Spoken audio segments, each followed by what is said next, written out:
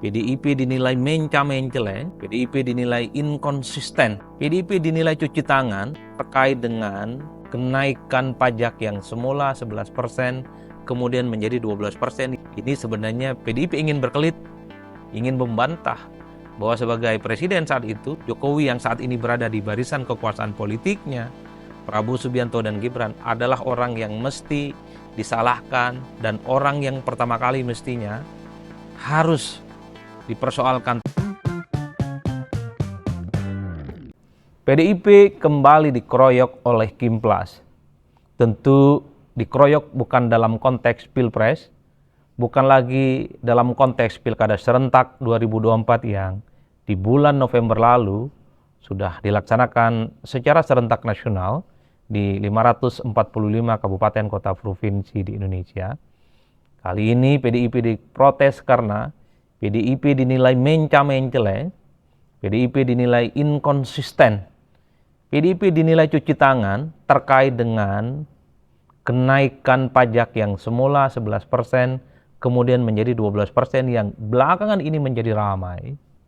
PDIP tampil sebagai partai politik yang menolak kenaikan PPN 12%, padahal dulu PDIP merupakan salah satu inisiator dalam undang-undang ini yang kemudian menimbulkan kegaduhan sampai hari ini. Oleh karena itu wajar kalau kemudian Kimplas, Gerindra, Golkar, Nasdem, PAN dan seterusnya silih berganti mengkritik PDIP sebagai langkah politik yang cari aman, cuci tangan dan hanya ingin mencuri perhatian dari rakyat. Karena soal kenaikan pajak menjadi 12%, ini tentu bukan kebijakan politik Prabowo dan Gibran yang usia pemerintahannya belum mencapai 100 hari. Jadi dalam konteks inilah kemudian kita menyaksikan per hari ini seakan-akan PDIP itu berjalan sendirian dikeroyok ramai-ramai oleh Kimplas. Karena dinilai PDIP hanya mencari muka, mencari asyik sendiri, padahal PDIP adalah sebagai partai politik yang menjadi inisiator terkait dengan kenaikan pajak 12% ini. Tapi bagi PDIP tidak tinggal diam, bagi PDIP yang kemudian punya inisiatif untuk membuat undang-undang kenaikan pajak saat itu adalah Presiden Republik Indonesia saat itu adalah Jokowi. Ini sebenarnya PDIP ingin berkelit, ingin membantah bahwa sebagai presiden saat itu, Jokowi yang saat ini berada di barisan kekuasaan politiknya, Prabowo Subianto dan Gibran adalah orang yang mesti disalahkan dan orang yang pertama kali mestinya harus dipersoalkan terkait dengan kenaikan PPN ini. Jadi PDIP ini berkelit gitu, membantah bahwa bukan PDIP tapi inisiatifnya oleh Jokowi. Tapi terlepas dari apapun ya, dari segala kontroversi yang ada, kalau mau jujur, dua hal, kenaikan pajak 12% ini menimbulkan begitu banyak protes karena dinilai akan merugikan secara ekonomi, akan berdampak pada hal-hal sektor ekonomi yang lain. Sudah banyak ahli-ahli ekonomi, sudah banyak ahli-ahli yang menyampaikan kekhawatirannya. Ini akan berdampak misalnya pada sektor pertanian, ini akan berdampak pada sektor soal ekspor dan seterusnya. Oleh karena itu, secara substansi memang ini masih butuh kajian yang cukup mendalam apakah PPN yang akan diberlakukan tahun depan di bulan Januari akan terus dilakukan atau perlu dipending, perlu evaluasi, atau butuh pengkajian-pengkajian yang jauh lebih komprehensif. Tapi yang kedua, saya justru tertarik bicara tentang dalam konteks politik. Oke, kita akui hari ini kita punya undang-undang yang terkait dengan kenaikan pajak 12% itu tidak bisa dibantah dan itu sudah disetujui sejak 2021 yang lalu. Saat itu PDIP menjadi partai penguasa, saat itu memang PDIP dan Jokowi masih satu dalam barisan politik. Tapi sudahlah, kita tentu tidak akan terus berpolemik siapa yang membuat peraturan ini. Yang penting adalah apakah para elit di negara ini menganggap kenaikan pajak 20%, menganggap kenaikan pajak 12% maksud saya, ini layak untuk diimplementasikan ataupun tidak. Kalau dianggap tidak layak, tentu ini harus di stop. Kalau dianggap tidak layak, tentu ini harus diberhentikan.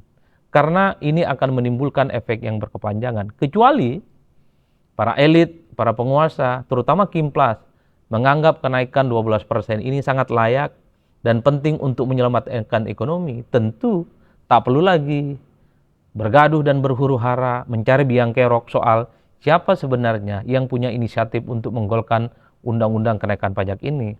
Karena kalau secara substansi, Kimplas, kubu pemerintah, mayoritas DPR yang pro pemerintah hari ini, itu tidak setuju dengan kenaikan PPN, saya kira dalam hitungan hari dan hitungan detik, PPN ini bisa dibatalkan, PPN ini bisa ditunda, PPN ini tidak bisa diberlakukan tahun depan. Sudah banyak contoh di negara ini, undang-undang itu dikebut dalam waktu yang sesingkat-singkatnya. Masih lekat dalam ingatan kita terkait dengan Undang-Undang Cipta Kerja, sebulan, 2 bulan ketok palu, tanpa melibatkan partisipasi rakyat, tanpa melihat bagaimana begitu banyak kelompok-kelompok pihak masyarakat yang kritis protes terkait dengan Undang-Undang Cipta Kerja. DPR dan pemerintah tutup mata, ketok palu. Revisi Undang-Undang KPK. Juga publik melihat sekalipun begitu banyak protes dan resistensi, tetap saja revisi Undang-Undang KPK itu dijalankan. Termasuk misalnya ketika beberapa waktu yang lalu sebelum pilkada serentak, kita tahu ada undang-undang pilkada yang sedang direvisi dalam 7 jam. Semua DPR bersepakat, ada hal-hal yang kemudian diubah. Sekalipun itu batal diparipurnakan. Tapi secara politik, kalau memang DPR dan pemerintah berkehendak menganggap kenaikan PPN yang 12% ini banyak mudaratnya, banyak negatifnya, mestinya undang-undang ini sangat gampang untuk bisa dibatalkan. Saat ini kenaikan PPN itu ada di tangan Kimplas. Saat ini kekuasaan politik itu ada di tangan Kabinet Merah Putih. Apakah mau dilanjutkan atau tidak?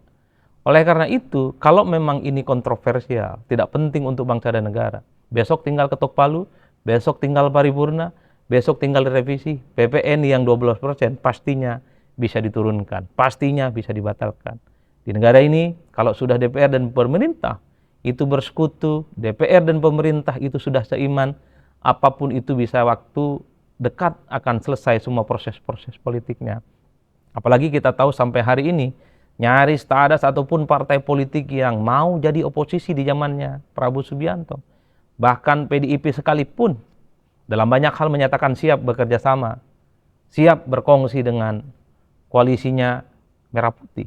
Ini yang saya kira bagi saya tak lagi menjadi relevan siapa yang kemudian membuat peraturan terkait dengan kenaikan PPN. Yang paling penting adalah kalau betul undang-undang ini banyak mudaratnya harus dibatalkan. DPR, Kimplas yang menguasai kekuasaan politik hampir 80% dalam waktu sesingkat-singkatnya, dalam waktu yang dekat, sedekat-dekatnya, pastinya bisa membatalkan ini semua. Jadi di situ konteksnya. Bahwa undang-undang kenaikan PPN 12% itu dulu inisiatornya adalah PDIP, dulu inisiatornya adalah Jokowi. Iya, itu tidak bisa dibantah. Itu bisa menjadi fakta politik yang sudah menjadi rahasia umum.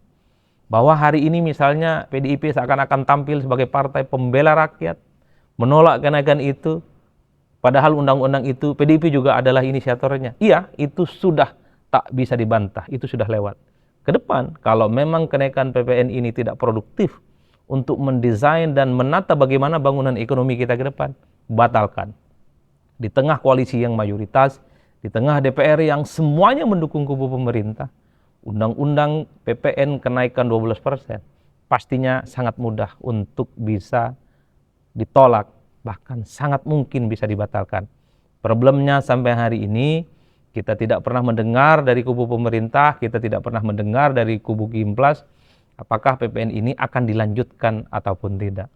Memang ada argumen, ini adalah undang-undang yang sudah disepakati sejak 2021, ini amanat undang-undang pemerintahan Prabowo dan Gibran, koalisi Merah Putih hanya menjalankan amanat undang-undang yang sudah diputuskan sekitar 3 tahun yang lalu. Ya, tapi ingat, begitu banyak regulasi di negara ini, kalau memang itu tidak sesuai dengan kebutuhan rakyat, kalau itu selalu menimbulkan kegaduhan, tidak sesuai dengan ekspektasi masyarakat, terutama di bidang ekonomi, saya cukup meyakini itu sangat mudah untuk bisa diubah. Di negara ini, ketika koalisi mayoritas, pemerintah dan DPR itu sudah sama iman politiknya, semua bisa cincai, semua bisa selesai dalam sekejap. Kun fayakun. Oleh karena itu, ketimbang selalu ribut-ribut mencari kambing hitam soal siapa yang punya inisiatif menaikkan kenaikan PPN, pajak 12%. Ketimbang terus-menerus menyalahkan pemerintahan yang dahulu yang kita tahu memang dia adalah biang keroknya. Saat ini fokus ke depan, apakah PPN ini bisa dibatalkan atau tidak. Atau biarkan saja, ini sudah terlanjur menjadi undang-undang, tinggal kita lihat apakah PPN ini baik untuk ekonomi kita atau justru sebaliknya, destruktif membuat ekonomi kita itu semakin hancur sehancur-hancurnya. Atau membuat ekonomi kita itu menjadi bergerak secara lemah. Dalam konteks itulah, tentu dalam sehari dua hari ke depan kita ingin melihat komitmen pemerintah, komitmen Kimplas untuk melihat ketika PPN ini sudah naik 20%, apakah terus dilanjutkan ataupun tidak. Semua orang sudah tahu, ini yang punya inisiatif adalah Jokowi, saat itu jadi presiden. Semua orang sudah tahu yang punya inisiatif adalah PDIP. Saat ini sekarang bolanya ada di Kimplas dan kubu kekuasaan pemerintah. Dilanjutkan atau dibatalkan. Mereka lah yang saat ini sedang berkuasa, mendapatkan dukungan mayoritas, dan saya kira mudah saja untuk membatalkan undang-undang yang dinilai kontroversial ini.